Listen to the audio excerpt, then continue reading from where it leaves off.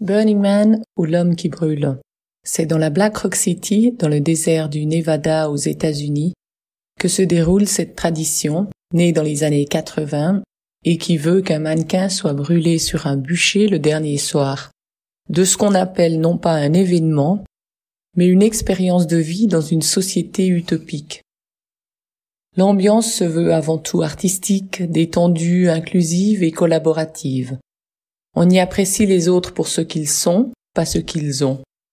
L'effort en commun y est prisé, et Burning Man est une manifestation qui encourage le travail créatif pratiqué ensemble, avec l'idée de centrer la communauté autour de l'interaction. Les participants s'aident les uns les autres, et chacun contribue à sa façon, en jouant, en travaillant, en créant, et c'est ainsi que se dessine un programme de musique, d'activités de groupe, de lumière festive, de feux d'artifice et de sculptures, pour permettre à chacun de s'exprimer et de contribuer à sa manière à la création d'une réalité utopique.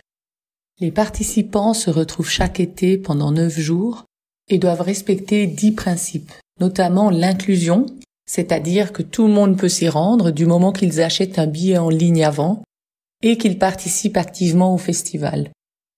Le principe de la pratique du don veut que les participants s'offrent des dons entre eux de manière inconditionnelle. Ça peut aller d'un bijou à une bouteille d'eau ou encore à une faveur. Le principe de l'autosuffisance est primordial. Le désert de Black Rock étant très rude et reculé, il présente des risques comme la déshydratation, les coups de soleil, les tempêtes de sable, et c'est pourquoi les participants doivent subvenir à leurs propres besoins en prévoyant un abri, tel une tente, des vêtements chauds pour le soir, de la crème solaire et bien sûr de la nourriture et de l'eau pour toute la durée du séjour. Une quantité de 5 litres d'eau par jour est recommandée pour s'hydrater, se laver, se rafraîchir et nettoyer. La règle d'or est de ne laisser aucune trace derrière soi quand on repart. Apparemment, il faut le vivre pour le comprendre.